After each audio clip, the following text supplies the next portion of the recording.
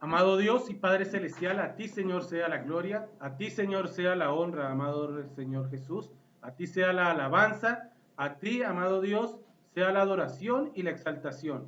Te pido y te suplico, soberano Rey, que seas tú poniendo en orden, Padre Santo, que seas tú mostrándonos y enseñándonos a todos cómo la obediencia, Señor, debe estar apuntando, Señor, a ti. Te pido y te suplico, Padre Celestial, que todos mis hermanos estén como lo dice tu palabra, atentos a escuchar la voz de Dios, que no mostremos rebeldía ante tu mandato. En el nombre de Cristo Jesús, mi Señor y Salvador, amén, amén y amén. Bueno, mis hermanos, que el Señor nos continúe bendiciendo, que el Señor nos continúe llenando de su amor, que el Señor nos continúe llenando de su gracia y de su misericordia.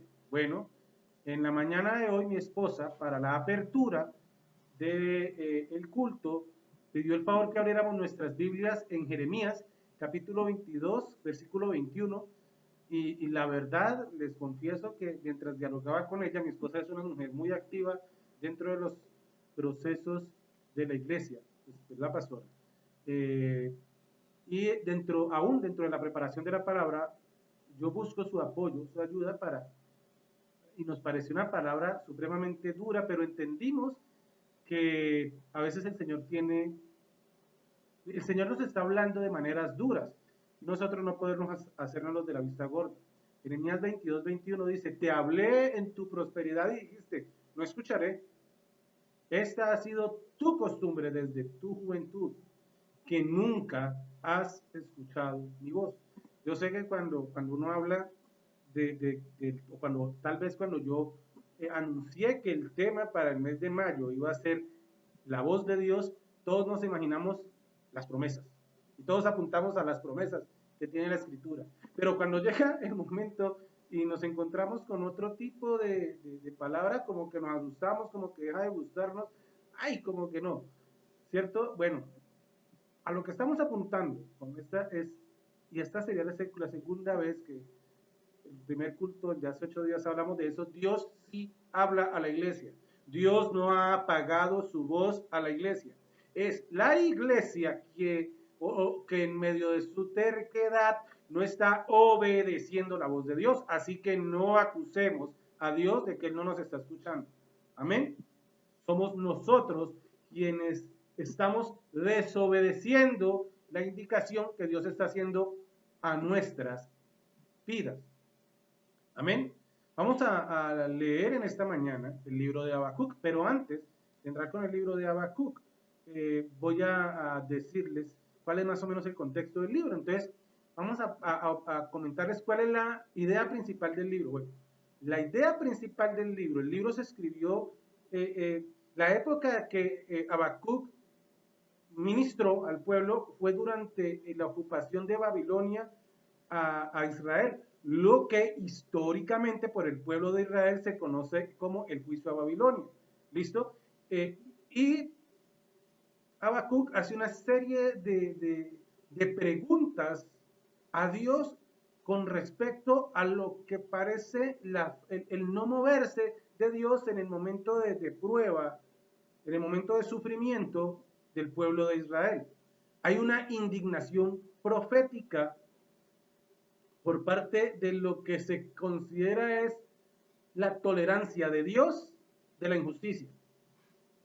Pero al mismo tiempo habla de esa confianza profética en la justicia y el poder de Dios. La postura de los justos es fidelidad y confianza en Dios, la seguridad de que Dios castigará a todo aquel desobediente, a todo aquel malvado. ¿Listo? Y hace una comparación como de los que vigilan desde la torre alta, desde una torre de vigilancia. Esa imagen es una imagen que el profeta Habacuc utiliza muy a menudo en este libro, pero no es solamente algo que él utilice, es algo que utilizan prácticamente los, los profetas para expresar esa expectativa, expresan esa actitud de espera, paciente de Habacuc para la respuesta de Dios. Esa torre de piedra construida sobre los muros de la ciudad o sobre terraplenes para que los vigías pudieran ver a las personas que se acercaban a la ciudad mientras todavía estaban a larga distancia. Los atalayas también tenían, también se construían en unas viñas para proteger las uvas maduras. Entonces, la principal razón por la cual se escribió este libro era para mostrar que Dios aún tiene las riendas del mundo a pesar del aparente triunfo de la maldad.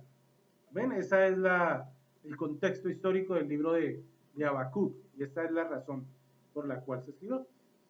Vamos a estar leyendo en esta mañana Habacuc capítulo 2 de los versículos 1 al 5. Habacuc capítulo 2 de los versículos 1 al 5. Amén. Vamos a leerlo. Dice así: me mantendré alerta, me postraré en los terraplenes, estaré pendiente de lo que diga, de su respuesta a mi reclamo. Esta parte es escrita por Habacuc, está escrita en primera persona. El Señor me respondió: escribe la visión y haz que resalte claramente en las tablillas para que pueda leerse de corrido, pues la visión se realizará en el tiempo señalado. Marcha hacia su cumplimiento y no dejará de cumplirse, aunque parezca tardar. Espera, porque sin falta vendrá. El insolente no tiene alma recta, pero el justo vivirá por su fe.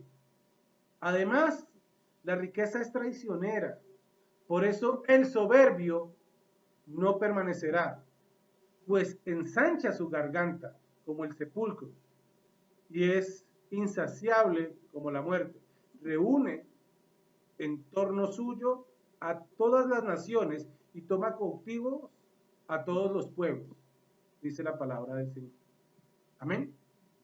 Miren, algo que tenemos que aclarar. Habacuc, como lo estamos explicando, está en una posición estratégica. Recuerden, miren, si usted coge por toda la quinta aquí en Cali, y pasó por allá de la 80 para allá, y llegó el batallón, usted va a darse cuenta que hay unos puestos de control que son altos. Ya, los han construido en cemento y los han rodeado con costales llenos de arena, pero son altos, son altos.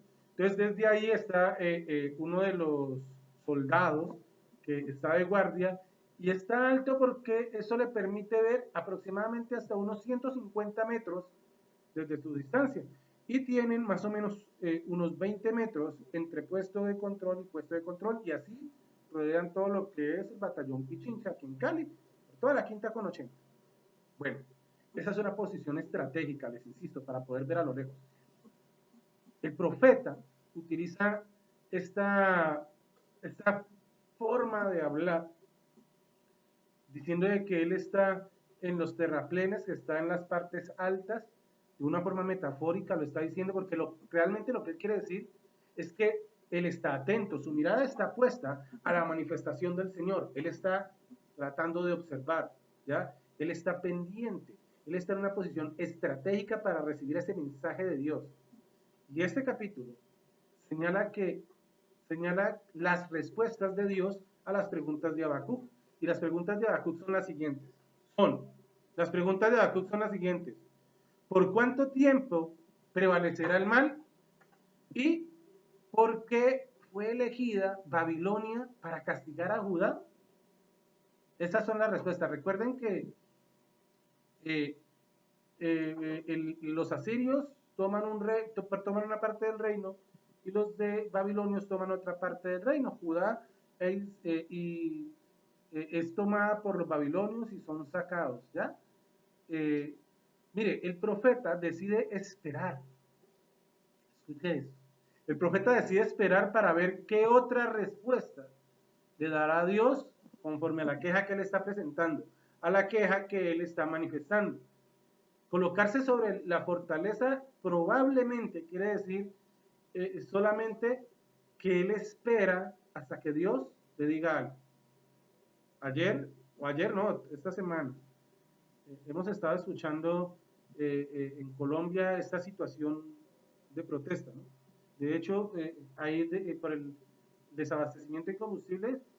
Aquí a 4 cuadras está la bomba de gasolina sobre la Simón Bolívar y para tanquear las motos llegan aquí, ya están llegando a la esquina de la iglesia, da una vuelta larguísima, no sé exactamente por dónde, pero me sorprendió ver que ya están aquí, literalmente al frente de la iglesia, haciendo fila las motos para poder tanquear, y algunas personas decían, no, es que mi amigo vino ayer y estuvo a las 7 de la mañana y salió a las 3 de la tarde, 7 de la mañana, 3 de la tarde, esperando para tanquear. Y claro, hay un movimiento de desesperanza y como siempre tiene que haber reclamo. Miren, la pregunta que yo escuchaba en esta semana, pero particularmente ayer, fue mucho más fuerte. Era escucharle decir a la gente, ¿y dónde está el pueblo cristiano en medio de esta manifestación de protesta? ¿Dónde está el pueblo cristiano? Yo tenía ganas de responder, pero la respuesta al igual está aquí. El pueblo cristiano está orando, el pueblo cristiano está pidiendo, el pueblo cristiano está clamando. Ahora, admito algo. Como iglesia Filadelfia, como iglesia local, admito algo. Ser el primero en asumir la responsabilidad. Estamos perdiendo la oportunidad. Sabiendo la cantidad de personas que hay en Puerto Resistencia, en la 39 y en la ciudad de Cali, estamos perdiendo la oportunidad de salir y predicarles la palabra del Señor y mostrarles dónde está el pueblo de Dios. Como iglesia Filadelfia lo reconozco y soy el primero en asumir mi culpabilidad en la falta de visión para eso. La misma pregunta que se está haciendo esta gente ahora, ¿y dónde está el pueblo de Dios? ¿Dónde está el pueblo de Dios? Es la misma pregunta que venía haciéndose Israel en esa época, porque al instante en que los manifestantes están preguntando ¿dónde está el pueblo de Dios? Básicamente lo que están preguntando es ¿dónde está la presencia de Dios? ¿Quiénes llevan la presencia de Dios? El pueblo. ¿Quiénes llevan la palabra de Dios? Nosotros, los hijos de Dios. Cuán hermosos son los pies de los que anuncian la paz. Tenemos que llevar ese anuncio. Por ratito les digo una propuesta que les doy. Miren, la gente tiene hambre de Dios. La gente necesita la respuesta de Dios. La gente no sabe cómo expresarlo, cómo demostrarlo, pero el pueblo necesita la presencia de Dios.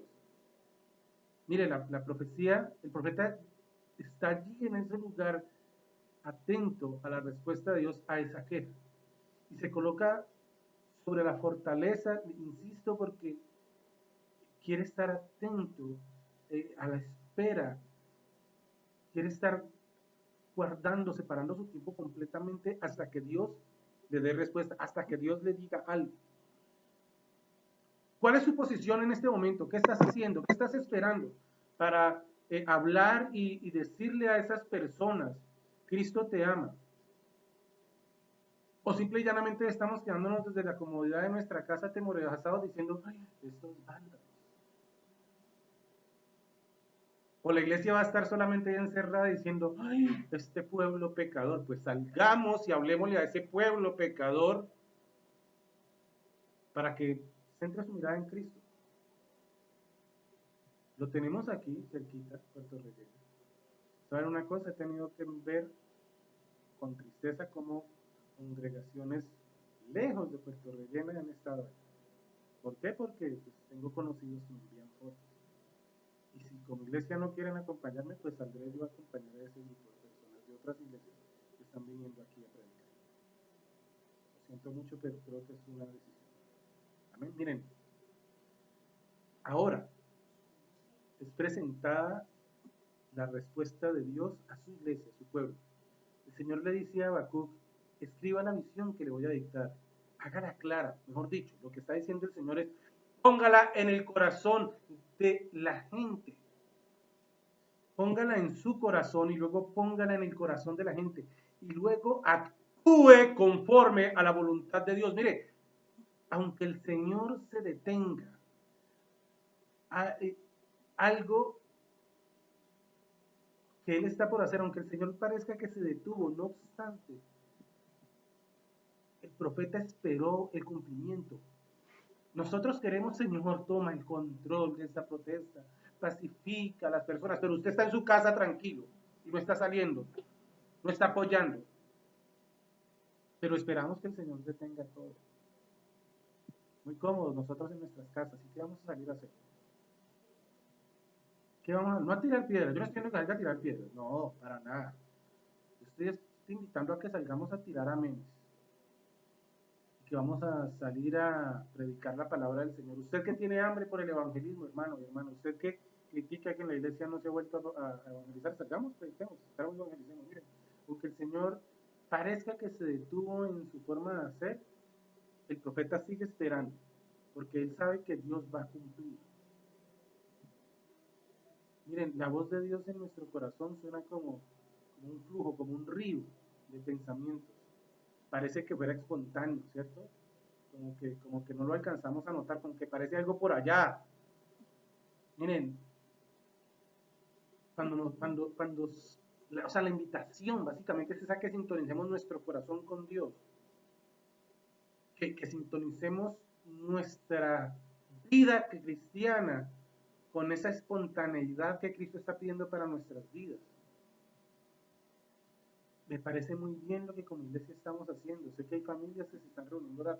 De hecho, nosotros, les cuento como familia Cardona Ramírez, González Cardona, González Cabrera, Mosquera, Cardona Mosquera, todas las familias que pertenecen a nuestro grupo. Me olvidó el de Fernando, madre, Sánchez González. Nosotros como grupos familiares nos estamos reuniendo por la noche. Hoy tenemos nuestro último momento de oración de esta semana. ¿Listo? No he dicho que vamos a estar en lo... Está bien, oremos.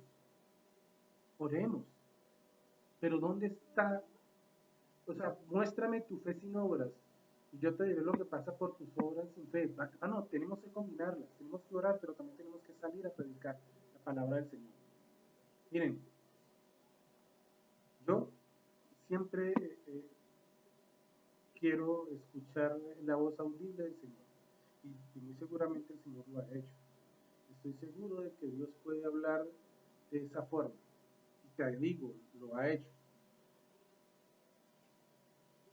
Sin embargo, hemos podido comprobar que para la mayoría, la mayor parte de las veces, la voz interior de Dios nos viene en forma de pensamiento espontáneo, visiones, sentimientos o impresiones, lo cual quiere decir que Dios sí, nunca ha dejado de hablarnos, nunca ha cortado ese lazo de comunicación con nosotros. El problema es que tal vez no estamos respondiendo con la velocidad que Dios quiere que nosotros respondamos. Recuerden, hace unos años predicaba yo acerca del Shema, que es el escuchar la voz de Dios, y que el escuchar la voz de Dios es más que simplemente oír. El escuchar es prestar atención y poner en práctica. A mi hija anoche nada más, ella tiene responsabilidad de darle la comida a los perros.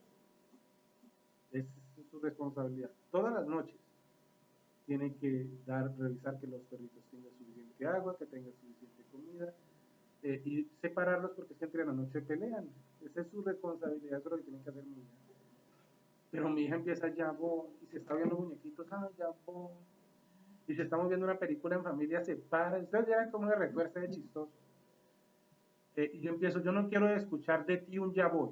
Es como cuando yo le digo, te me sientas en el mueble, ella tiene que pararse donde está, sentarse en el mueble. Y si no lo hace, yo le digo a la 1. Si no lo hace, yo le digo a las 2, y ella no me puede decir ya voy. ¿Por qué? Porque yo le estoy hablando y yo le estoy diciendo dónde quiero ver. Amén. Lo mismo pasa con Dios. Dios llega y te habla y te dice, predica. Y tú amarras tú. Y el Señor te dice, háblale. Y tú te escondes bajo de la timidez. El Señor te dice, evangeliza. Pero tú te escudas debajo de tus ocupaciones. ¿Dónde está nuestro temor para escuchar la voz de Dios? ¿O tú vas a continuar como estaba el pueblo de Israel, creyendo de que Dios no actuaba porque simple y llanamente no le daba la gana de escucharlo? Eres tú el que no estás atento a la voz de Dios. Cuando uno mira la predicación de Jeremías, cuando uno lee la predicación de Isaías, cuando uno lee la predicación de Habacuc, uno se da cuenta que el Señor lleva tiempo diciéndole al pueblo, estás desobedeciendo, estás desobedeciendo, estás desobedeciendo, voy a mandar un pueblo que que te maltrate, que te zarandee para que caigas en cuenta del cuidado de Dios. Y vuelve y les dice, y el pueblo sigue desobedeciendo. Pues bueno, va a llegar un momento donde Dios dice, ok, te lo prometí y se cumple. Y después de que se cumplió, ahora sí, Dios no nos escucha, Dios no te escucha, o fuiste tú el que no atendió a las señales que Dios te está haciendo. Colombia, Dios no te ha escuchado, o eres tú, nación desobediente, la que ha tomado la decisión de no escuchar la voz de Dios. Gobernantes, Dios no tiene cuidado ni amparo por nuestra nación, por tu gobierno, o eres tú el que se ha empecinado en desobedecer a Dios poniendo carga sobre el pueblo. Hermano pastor, hermana pastora, apóstol, entre comillas. ¿Es Dios el que no está escuchando a este pueblo? ¿O somos nosotros quienes en busca de fama, liderazgo nacional e internacional, no estamos predicando lo que tenemos que predicar? El pueblo está en pecado porque el pueblo desobedece. Y cuando el pueblo está en pecado por desobediencia, el pueblo tiene que hacerse cargo de su responsabilidad. La culpa no es de Dios, la culpa es nuestra, la culpa es tuya, la culpa es mía por desobedecer lo que el Señor ha dicho, por desobedecer, por no entender que debemos cumplir las funciones que el Señor ha hecho a su iglesia. El Señor no ha dejado de obrar, simple y llanamente. Nosotros hemos dejado de escucharlo y estamos más empecinados y más deseosos de buscar nuestro propio beneficio desde cualquier ángulo de liderazgo como se mire, que el de predicar la palabra del Señor. Entonces nos estamos dividiendo, rojos o azules, izquierda, derecha, fulanito, fulanita, tal grupo político, tal otro, tal caudillo, tal otro. Y estamos dejando que aún dentro de las iglesias nos estemos dividiendo, porque tenemos más ansia de fama, de color. Y como el que gana es el que termina contando la historia, entonces esperamos de que el bando que nosotros hayamos escogido, ojalá ese gane, para que vean que yo no era el malo. ¿Cuál es nuestro comportamiento? Dejemos de ser hipócritas al frente de la obediencia que nosotros debemos tener con respecto al Señor. Miren, el pecado va a llegar, tenga la certeza, y el castigo del pecado va a llegar igualmente con esa certeza. Como Dios le dijo a Habacuc, esperen, porque el fruto del pecado es el castigo. Esperemos que ese castigo no lo recibamos en la eternidad, sino porque el Señor también está diciendo que aún hay tiempo para que nosotros nos arrepentamos. Miren, la confianza plena en Dios significa confiar que Él aún,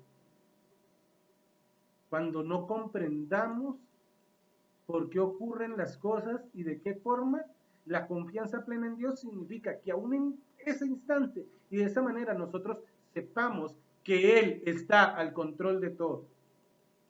Los malvados de Babilonia confiaban en sí mismos, ¿no? Y por eso creían que nada los iba a vencer, es su orgullo. Sin embargo, en el versículo 4 dice que el justo por su fe vivirá. Este versículo ha inspirado a innumerables de cristianos para que tengamos la certeza, además porque es así, de que si tenemos fe en Cristo Jesús, creemos por medio de Él que Él es el camino, verdad y vida que nos lleva a la reconciliación con el Padre, vamos a alcanzar la salvación.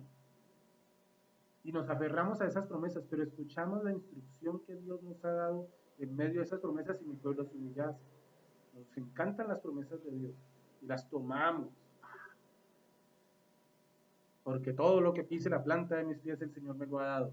Sabes que para tomar esa promesa tú tienes que guerrear espiritualmente para tomar esa promesa que el Señor ha hecho. Eso no es de gratis. Miren, resulta que de gran ayuda a los cristianos que tienen que vivir en tiempos como estos, tiempos difíciles, donde parece que no hay esperanza en lo que tiene que ver con las decisiones que gobiernan. Los creyentes deben confiar que Dios dirige todas las cosas de acuerdo al propósito de Dios. Entonces sabemos y entendemos que el pueblo de Dios, de Israel, cae en la situación de estar bajo la opresión de la gente de Babilonia, de la gente de Asiria, porque necesitaba limpiarse. El pueblo entiende que tenía que el Señor los escucha y los saca de Egipto y que los hace caminar por el desierto tanto tiempo para que el pueblo se limpiase, para que el pueblo se purificase. Pero el pueblo del Señor es terco, terquísimo.